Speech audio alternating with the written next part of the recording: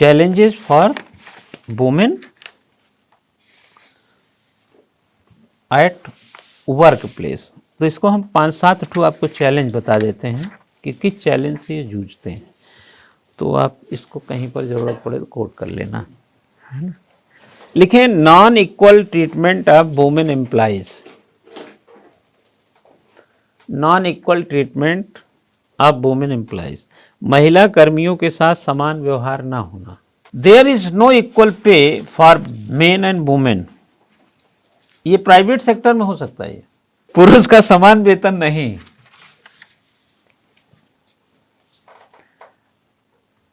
है ना, कहीं कहीं तो हो सकता है, हो सकता है, नहीं हो सकता। आगे लिखें discrimination against pregnant women at work place. ये भी नहीं होना चाहिए मुझे लग रहा है। हाँ? लग नहीं रहा यार, लेकिन बोला है तो लिख लो यार।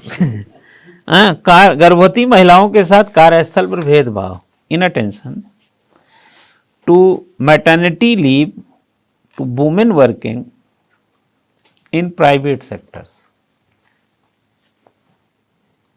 निजी क्षेत्रों में कार्यरत महिलाओं को प्रसूति अवकाश में आनाकानी, ये तो होता है, प्रसूति अवकाश में आनाकानी। ठीक है, आगे लिखें sexual misconduct at work place. कार्यस्थल पर यौन दुर्व्यवहार, ये भी नहीं है। हाँ, नहीं, फैक्ट्री में, फैक्ट्रियों में होगा, सरकारी कार्यालयों में छोड़ देते हैं, फैक्ट्री होगा, ऐसी जगह होगा। आगे लिखेंगे नो क्रंचेस और child care takers for the children of women at the work place. कार्यस्थल पर महिलाओं के बच्चों हेतु क्रंच अथवा चाइल्ड केयर टेकर की नियुक्ति नहीं। क्यों चल रहा है ना, ये गवर्नमेंट में होगा भी नहीं, हमको लगता मुश्किल है। प्राइवेट वाले अपनी प्रोडक्टिविटी को लेके, अब सचिवालय में ऐसा हो कि सेक्रेटरी अपनी बिटिया को लेके जा रही, छोटी सी डीएम अपने बेटे को लेके जा रहा है, लेकिन यार ये होना चाहिए, उसका कारण मैं बता रहा हूँ। हाँ, क्रंच और चाइल्ड केयर टेकर लोगों को अपॉइंट करना चाहिए सरकारी कार्यालयों में भी। उसका कारण ये है कि अब स्त्री पुरुष दोनों जो है ना वर्किंग हो रहे हैं। स्त्री पुरुष वर्किंग होने से बच्चे, देखो सिंपली बहुत ही सैद्धांतिक बात आप अगर समझें तो पहले हम लोग ग्रामीण परिवेश में कृषि प्रधान, आज भी अलग व्यवस्थाएं हैं, बट जहाँ कृषि पर ही पूरी निर्भरता थी। माता पिता खेत में काम करते थे, संयुक्त परिवार थे, बच्चे चाचा चाची दादी ये वो इनके बीच में परवरिश पाते थे। हमने औद्योगिकरण आया, शहरीकरण आया, परिवार हमारे टूट गए, न्यूक्लियर फैमिली हुई, उसमें हस्बैंड वाइफ दोनों सर्विस में चले गए, दोनों के 2 दफ्तर हो गए। इस दरमियान जो बच्चे हैं 2 साल के, 3 साल के, 4 साल के, 5 साल के, 1 साल के, जो भी जिस एज में है, मतलब जब तक वो ठीक से अपना समझ नहीं पाते और भी आगे, अब उनको संभालने वाला है नहीं उस टाइम तक, जब तक वो सर्विस में है। अब डिपेंड करता है कि उसको किसके हवाले करें। चलो मान लिया एक थोड़ी देर के लिए कि आपके गांव से कोई मतलब माता पिता रहते हैं, तब तो चलो कोई दिक्कत नहीं है। अगल बगल में नाना नानी जैसे, तब भी कोई दिक्कत नहीं है। हालांकि ये लंबा चलेगा कि नहीं मैं उस पर नहीं जा रहा हूँ, बट मतलब अगर उनको ये सोहबत मिल रही है तो मुझे लगता है कि उनकी उत्थान, तरक्की, विकास, बाल्यावस्था का सुधार और जो उनकी ज़रूरत है, जो उनका अधिकार है, पर कोई ज़्यादा दिक्कत नहीं है। लेकिन खुदा न खास्ता अगर ऐसा नहीं है ना, तो बच्चे, अब चूँकि उनकी कोई डिमांड तो है नहीं, लेकिन अगर सरकारी कार्यालयों में भी या जहाँ आप ड्यूटी करते हैं, चाहे प्राइवेट ही हो, इस तरह क्रंच या केयर टेकर जैसी कोई व्यवस्था नहीं है, तो बच्चे का व्यक्तित्व हो सकता है, मे बी पॉसिबल, कि उस तरह का उत्थान ना करे जैसे कि माता पिता के साथ उसका करता है, सफरर हो जाएगा। तो हम आज की पीढ़ी में अपनी आर्थिक दशा को तो बेहतर कर रहे होंगे, कर सकते हैं, लेकिन हो सकता है कि ये बच्चे किसी ऐसे चीज़ का शिकार हो रहे हों या ऐसी मनोदशा से अपने को जोड़ पा रहे हों कि जो हमें सुधारते सुधारते हम एक अच्छी कीमत चुकानी पड़े। एक लिखो, भारत में लैंगिक अंतर, जेंडर, भारत में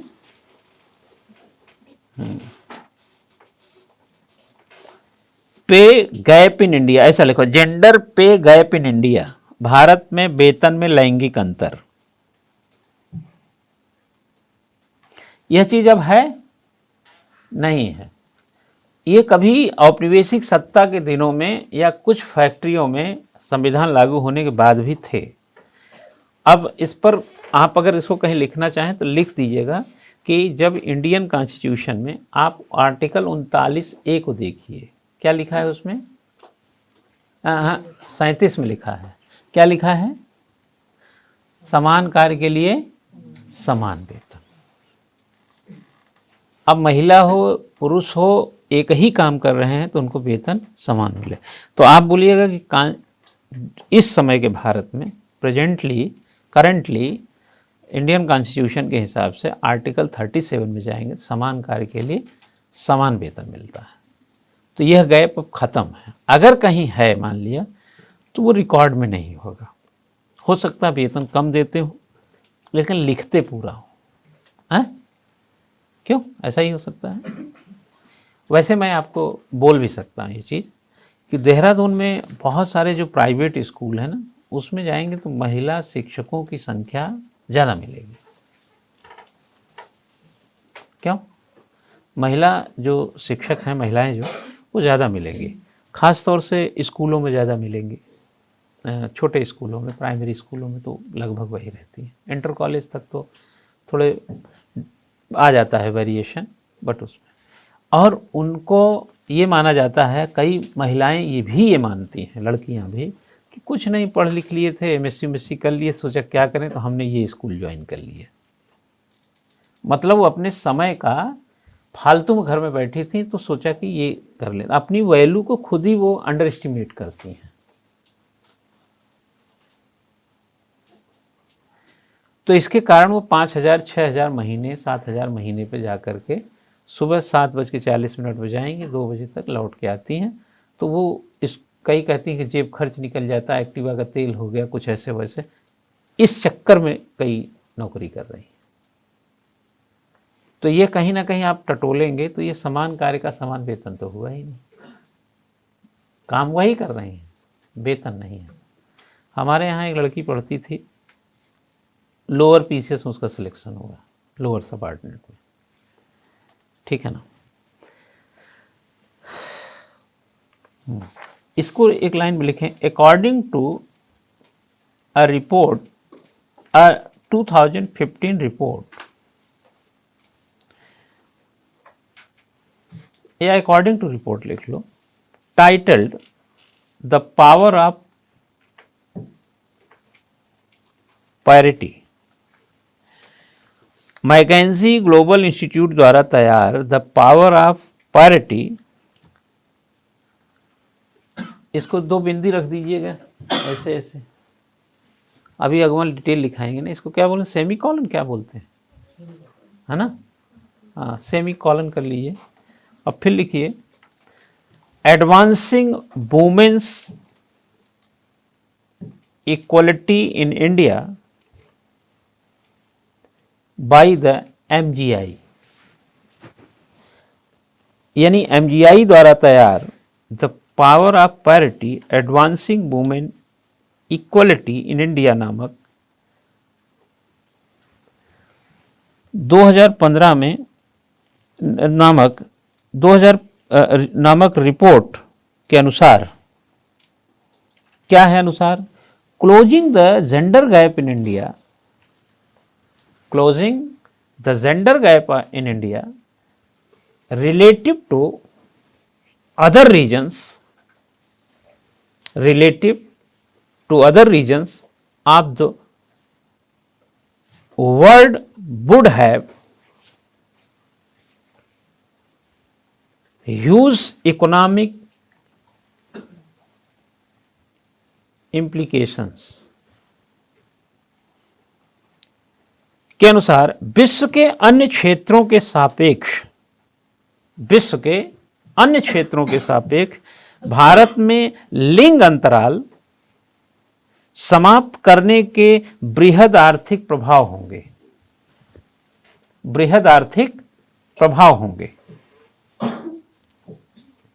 ठीक है, क्या होंगे? Due to this India's GDP growth rate can accelerate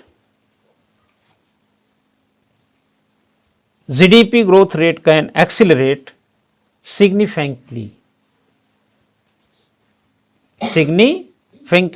क्या बोलेंगे? हाँ, यानी इतनी तेजी से बढ़ेगी ये, राइट। तो इसको लिखना, इससे भारत की जीडीपी विकास दर में काफी तेजी आ सकती है। ठीक है, चला मैं आपको बताऊं, ये 2015 की जो रिपोर्ट है, ये कोई बड़ा मतलब घटना नहीं है। ये पहले से भी हम लोगों को पता है कि अगर हमारे देश में डिस्क्रिमिनेशन को, यानी कि महिलाओं के बीच जो लिंग अंतराल है, इसको जैसे जैसे हम खत्म करते जाएंगे, खत्म हो जाएगा।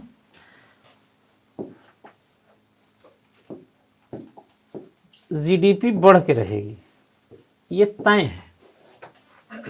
है। वर्ल्ड बैंक ने भी ये कहा है। वर्ल्ड बैंक तो बताया कितना परसेंट जीडीपी बढ़ेगी? 4.22% जीडीपी महिलाओं के कारण बढ़ सकती है देश में। और आपको बड़ा ताज्जुब होगा कि बांग्लादेश जैसे देश की महिलाओं की तुलना में, पढ़ी लिखी महिलाओं की तुलना में हम कम कामकाजी हैं।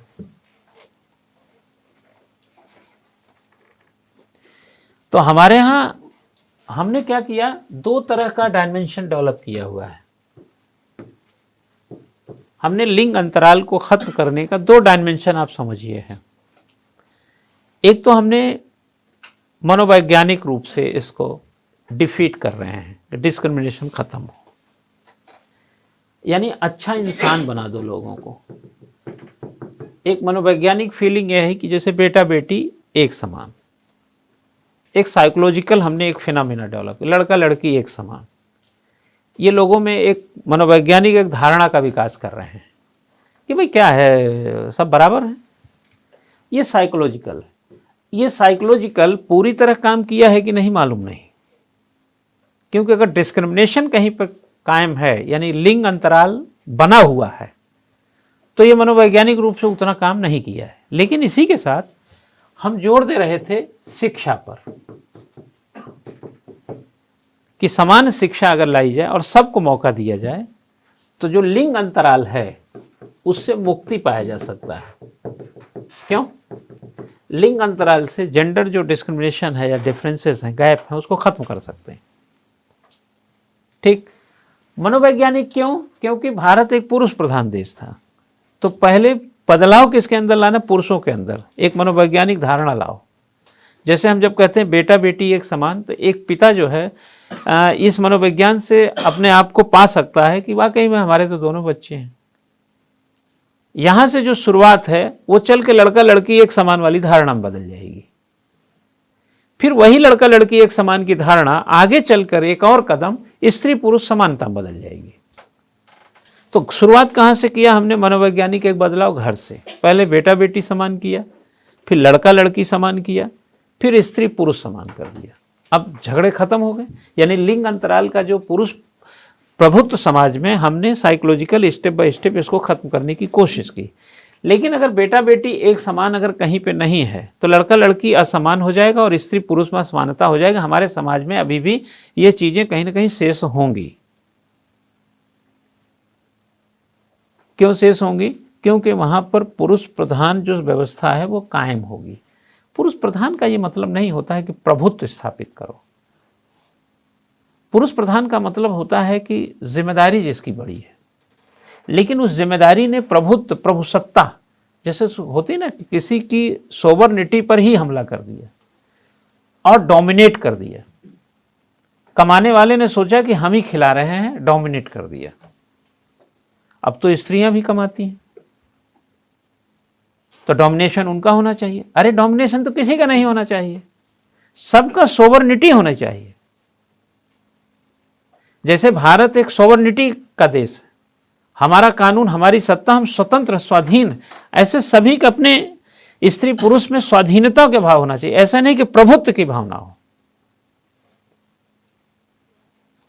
तो हम डोमिनेट करने की कैपेसिटी को कैसे खत्म कर सकते हैं? जब बेटा बेटी एक समान करेंगे, फिर लड़का लड़की एक समान करेंगे, फिर स्त्री पुरुष एक समान करेंगे, कहानी खत्म। लिंग अंतराल ही खत्म कर दिया। यह फायदा किस में करेगा?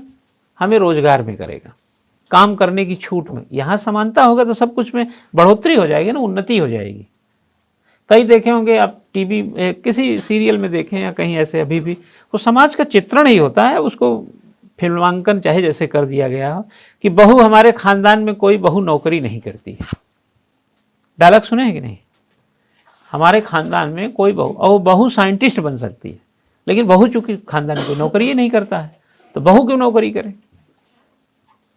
तो यह समानता पर एक प्रकार से प्रहार है, सोवरनिटी पर प्रहार, यानी इक्वलिटी पर प्रहार हुआ। सोवरनिटी पर यह डिस्क्रिमिनेशन को बढ़ावा दिया और आप कहीं ना कहीं डोमिनेट कर रहे हैं। इसको कैसे खत्म करें? तो एक पैरेलल और व्यवस्था थी, एजुकेशन। एजुकेशन को स्ट्रांग कर दो ना, बेटी पढ़ाओ, बेटी बचाओ, ये सब नारा दिए गए, पहले से भी चल रहे हैं शिक्षा के, ये कोई नई बात नहीं है। महिलाओं की शिक्षा के लिए कब से प्रयासरत हो रहे हैं। महिलाओं की शिक्षा के लिए तो आप चले जाइए 19वीं सदी के मध्य में भी चले जाइए, वहाँ से मिल रहा है। प्रयास कब नहीं हुए? गांधी जी के महिला शिक्षा के प्रयास करने वालों में शामिल नहीं है। या उस जमाने के लोग जब महिलाओं को मुख्य धारा में लाना चाहते थे तो बिना शिक्षा के ही कैसे लाते? सब लोग अपने ढंग से मेहनत कर रहे हैं। आज़ाद भारत में भी हुआ, आप भी हो रहा है। तो शिक्षा एक बहुत बड़ा हथियार था समाज में लिंग अंतराल को खत्म करने के लिए। तो चूंकि शिक्षा भी अभी पूरा काम तो किया नहीं है, ये भी पूरा काम नहीं हुआ, ये भी पूरा काम नहीं हुआ, इसलिए अभी भी ये लिंग अंतराल बचा हुआ। और लिंग अंतराल जितना पैमाने पे बचा रहेगा, भारत का ग्रोथ उतना रुका रहेगा।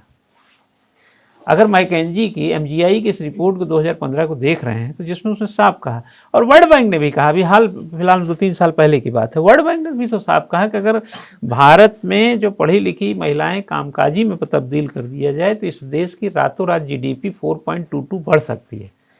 अब आप अभी इसी से कल्पना करके देखिए कि आपको क्या चाहिए। आपको चाहिए उच्च अर्थव्यवस्था। उच्च अर्थव्यवस्था, अभी भारत सरकार भी प्रयास कर रही है कि हम $5 ट्रिलियन की अर्थव्यवस्था ले आए हैं। और कब तक लाने का चल रहा है? 2024 तक। क्यों? और जो इकोनॉमिक समझ है लोगों की, जो राय पहले भी आई है, अगर हमारी जीडीपी दहाई में नहीं है तो ये लक्ष्य मिलेगा नहीं। तो जीडीपी तो दहाई में है नहीं, इकाई में चल रही है ना। अब कोरोना में तो और लतगर्द हो गई, तो 5 ट्रिलियन के सपने तो सपने ही रह जाएंगे। मिलेंगे, बस उस समय में नहीं मिलेंगे, कभी देर सवेर आएगा। और विश्व बैंक पहले ही बोल चुका और ये भी कह ही रहा है, एमजीआई की रिपोर्ट, कि साहब महिलाओं को अगर लिंग अंतराल खत्म कर दो तो जीडीपी बढ़ सकती है। और लिंग अंतराल खत्म करने का मतलब है सारा मौका दो, डिस्क्रिमिनेशन खत्म करो, वगैरह वगैरह, आगे बढ़ने का पूरा चांस दो।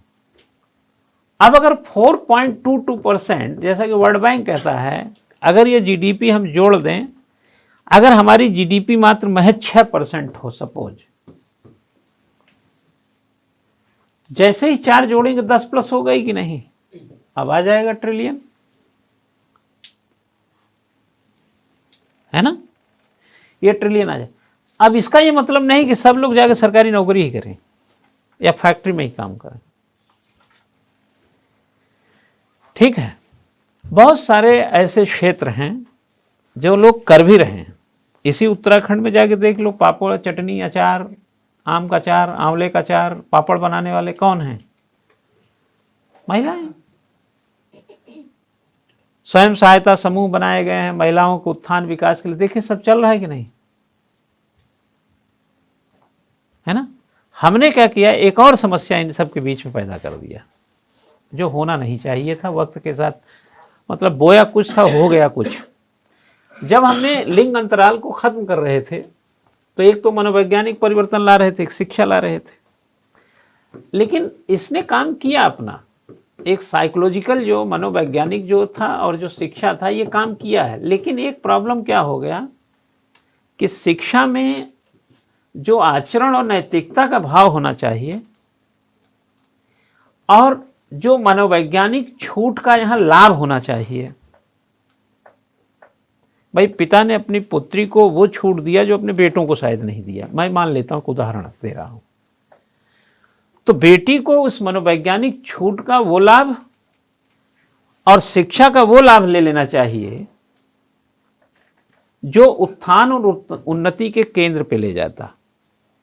यहां पे क्या हो गया, एक नई तरीके के डिस्क्रिमिनेशन पैदा हो गई जो समाज में देखी जाती है। वो नया तरीके का भेदभाव यह है कि ज्यादा पढ़े लिखे हैं तो काम छोटा हो गया।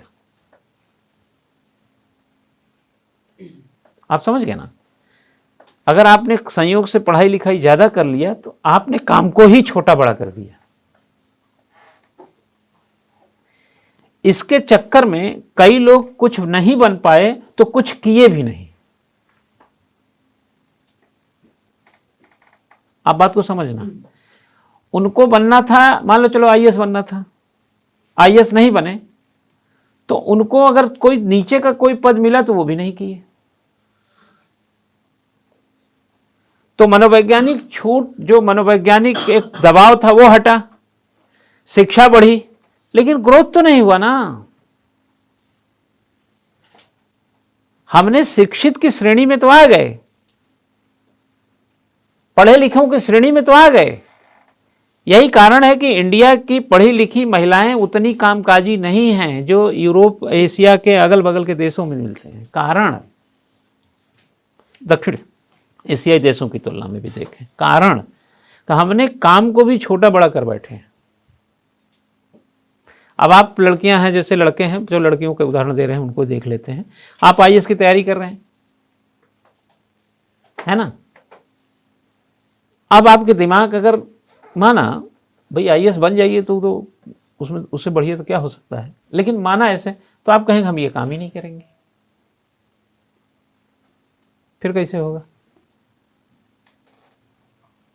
तो फिर तो जो विश्व बैंक कह रहा है, जो एमजीआई कह रहा है, तो रखा जाएगा ना। जो रिपोर्ट आ रही है कि देश का विकास दर ये बढ़ जाएगा, वो बढ़ जाएगा। तो हमारे देश में एक नए किस्म का भेदभाव पैदा हो गया कि पढ़ाई लिखाई उच्च हो गई तो काम छोटा हो गया। पुरुष प्रधान समाज था तो लिंग भेद की समस्या पैदा हो गई। लिंग भेद को, लिंग अंतराल को खत्म करने के लिए हमने पुरुषों के मनोवैज्ञानिक व्यवस्थाओं को धीरे धीरे मैनेज किया कि भैया क्या फर्क पड़ता है, बेटा बेटी एक समान। बोला हाँ ठीक है, हाँ बिटिया में ऐसा क्या प्रॉब्लम है जो तुम कर रहे हो। उसी बेटा बेटी एक समान में मोहल्ले का, गांव का, देश का लड़का लड़की एक समान कर दिया उसने। बाद में अपनी पत्नी को अपने समान खड़ा कर दिया। हो गया ना, बेटा बेटी एक समान, लड़का लड़की एक समान, पति पत्नी एक समान, या स्त्री पुरुष एक समान। आ गई ना फिलॉसफी, और साथ साथ शिक्षा चली। लेकिन एक और बवाल पैदा हो गया कि पढ़ाई बढ़ी, नौकरी छोटी हो गई। यानी ज्यादा पढ़ लिए तो छोटी नौकरी कैसे करें। तो यूज तो नहीं रहा ना। ये एक दिक्कत नए किस्म की पैदा हो रही है।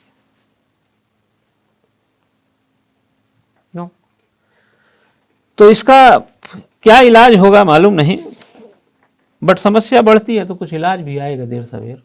इसमें एक लाइन और लिखेंगे,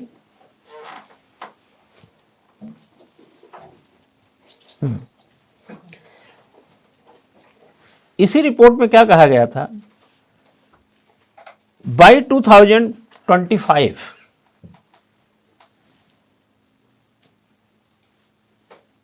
ऐसा लिख सकते हैं, दैट इज, पहले लिखो दैट इज बाय 2025, यानी इससे 2025 तक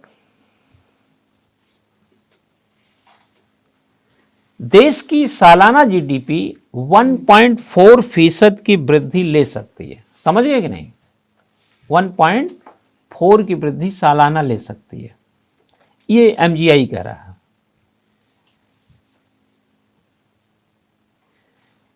ठीक है ना? Due to which the annual GDP growth rate can increase 1.4%। समझ गए कि नहीं? 1.4%। कब तक? 2025 तक। ठीक है, कब बोला ये? 2015 की रिपोर्ट में। 25 का मतलब 10 साल तक। अगर इसी गति से ये बढ़ता रहे तो 5 ट्रिलियन क्यों, आप 8 ट्रिलियन पे जाइए, अगर ऐसा होता हो तो। क्यों? और एक स्थिति बच्चा ऐसा भी पैदा हो जाता, यानी कि हम अपनी जीडीपी में, इस दौरान में अपनी जीडीपी में रुपए में अगर ये बात करें तो करीब 46 लाख करोड़ रुपए हम जोड़ सकते थे। क्या समझे? मतलब ये एक्स्ट्रा हम इसमें कैलकुलेशन में ला सकते थे। और आपको पता होगा कि हमारे देश का अभी तक का वर्तमान बजट भी से भी यह 10 लाख करोड़ रुपए ज़्यादा है। आप एक महीने में जब 1.5 लाख करोड़ रुपए का जीडीपी इकट्ठा करते हैं, क्या समझे? 1.5 लाख का, तो पूरे साल का जोड़िए तो 15-15 लाख, 18 लाख वैसे होता है, लेकिन कभी एक 20 हो जाता है, कभी आप 1 के नीचे आ जाते हैं, तो एवरेज ले लो कि 15 लाख करोड़ रुपए का जीएसटी आप लाते हो। यानी कि एक साल का जो मौजूदा जीएसटी है उससे 3 गुना ज़्यादा पैसा। ये महिलाओं में अगर लिंग अंतराल को ख़त्म कर दिया जाए तो हमारे देश की ग्रोथ यहाँ जा सकती है। अब आप मुझे आसानी से बताइए कि किस्मत कहाँ से चमकेगी? झगड़े से, भेदभाव से, विवाद से, हाँ, मवाद से, या शिक्षा से, रोजगार से, लिंग अंतराल की समाप्ति से? चयन कर लीजिए। क्या समझे? चयन कर लीजिए।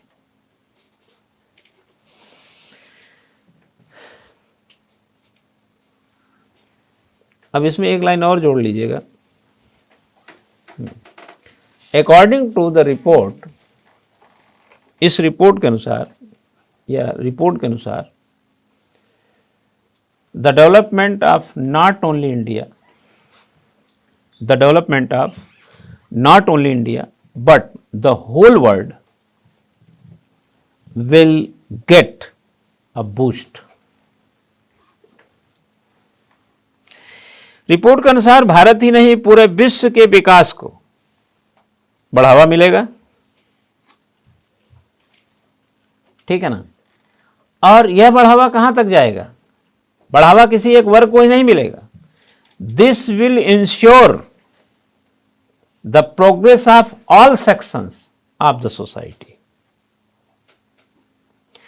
This will ensure the progress of all sections of the society.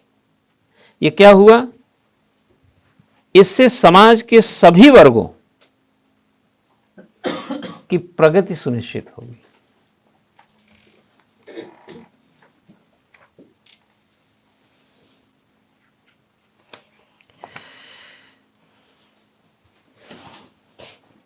जब रिपोर्ट आई थी बच्चा, तो यह माना गया था कि हमारे यहाँ वर्क फोर्स के तौर पर 31% महिलाएं हैं। ठीक है ना? और 2025 तक कितनी महिलाएं हो जाएंगी? 41%। अभी भी आधी महिलाएं नहीं हैं उसमें। यानी वर्क फोर्स के तौर पर अगर मेल पर ही हम निर्भर रहेंगे, है ना, हर जगह तो चीज़ें स्त्री पुरुष शामिल हो रहे हैं ना, पुलिस में शामिल हो रहे हैं, सेना में शामिल हो रहे हैं, अंतरिक्ष में जा रहे हैं, फाइटर विमान उड़ा रहे हैं, एवरेस्ट पे चढ़ रहे हैं, तो भैया वर्क फोर्स में काहे पीछे? अगर हम जीआई की रिपोर्ट को देखें तो 31% महिलाएं 2025 तक 41% में तब्दील हो जाएंगी। आप जरा कल्पना करके कि देखिए कि जब महिलाएं वर्क फोर्स उनका बढ़ेगा, वर्क फोर्स यानी उसकी संख्या बढ़ेगी, तो जरा सोचिए कि जीडीपी के क्या हाल होंगे।